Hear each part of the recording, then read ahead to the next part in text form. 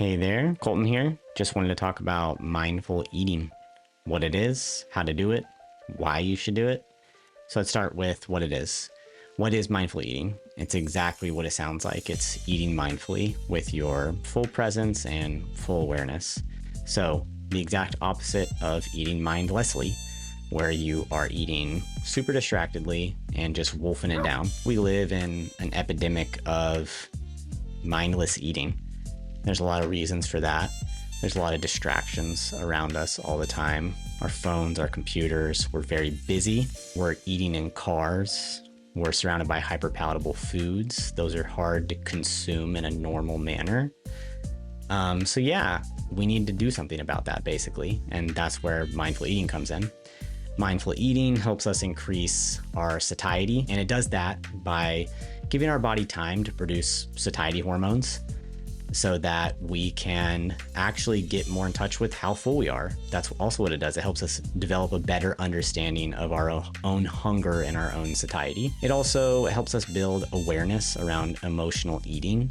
So I'm sure that a lot of you have gone to the kitchen to graze when you're bored or anxious, and then you've eaten a whole jar of olives or a whole bag of chips before you know it. We're often really not aware that we're doing that. That's extremely mindless eating. And mindful eating also gives us more enjoyment and satisfaction with eating, which is the whole point, right? Hopefully all of that will help us develop a better relationship with food and help us more intuitively know what kind of food choices we want to make for our health and for our enjoyment. Mindfulness is a really powerful tool to improve our agency.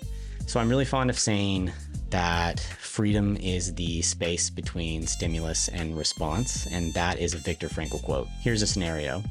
You see some donuts. That's the stimulus. And then mindfulness gives us more space to decide, do we want to eat those? How much do we want to eat? Would we rather eat something else? More agency just allows us to have a little bit more self-determination when it comes to our eating choices and everything else. How do you practice mindful eating? I'm going to give you a few different ways. One, you do a hunger check-in. You just ask yourself before eating and during eating, ask yourself, how hungry am I? And even give yourself a score between 1 and 10, 10 being the hungriest you've ever been and 1 being not hungry at all. If you're anything below a 7, maybe dialogue with that a little bit and think, do I really want to eat right now? Would I rather wait a little bit? Would I rather eat a little less? And that's how you could do a hunger check-in. 2, get rid of distractions. First of all, just go to a non-distracting space where there's no TV. Leave your phone in the other room. Don't be tempted to do work. Don't have a book to read.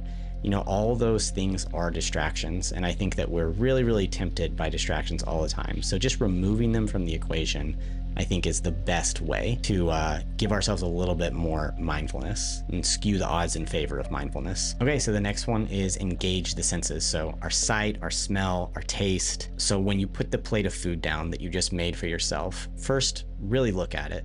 And it looks beautiful, right? Like, you made this plate of food.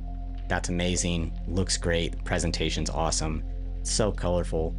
Really observe that. See the steam coming off of the food if it's hot, and then smell it. Hopefully you're already smelling the food, but yeah, really think about the subtleties in that, and like, wow, that is such an important part of taste too, really smelling the food.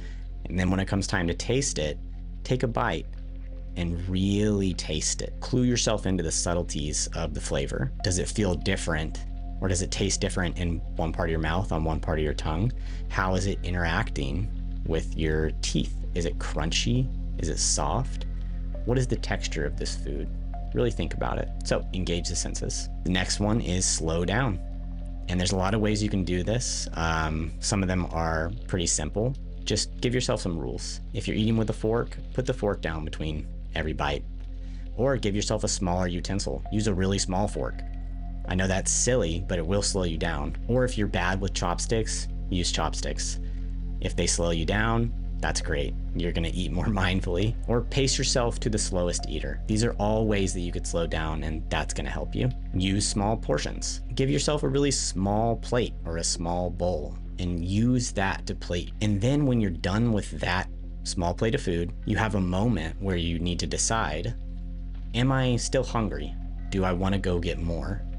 And that is going to slow you down too, because then you're going to have to think about that. You're going to have to go get more food. And it's going to give you a little bit of space so that you can decide how you want to respond.